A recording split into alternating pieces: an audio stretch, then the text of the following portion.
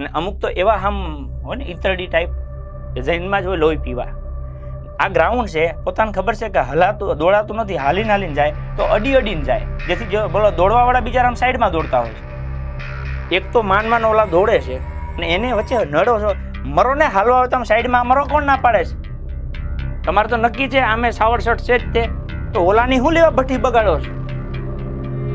આમ સેટા ગુડાવ, આ બારોબાર હાલો અને કે બેસી જવાનું ગ્રાઉન્ડમાં. અહીંયા જગ્યા હોય જ છે. જેને દોડવું છે એને તો ડિજિટલથી દોડવા દો.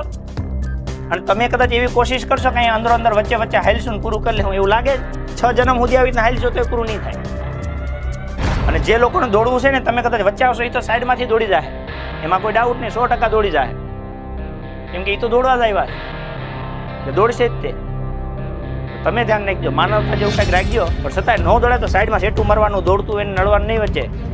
આપણે માણસ છીએ, માણસની ફરજ નિભાવવાની. થાય તો કોકનું સારું કરવું, ન થાય તો કોકના આમાં પગ હું લેવા નાખવો પડે છે કે હું ના દોડું તો તને ના દોડવા દો. એમ તમે દુનિયાને કંટ્રોલમાં કરી લે એમ કે મારો વિકાસ નહીં તો તમારો એ નહીં થાય, 6 જન્મ સુધી ભેગો નહીં થાય.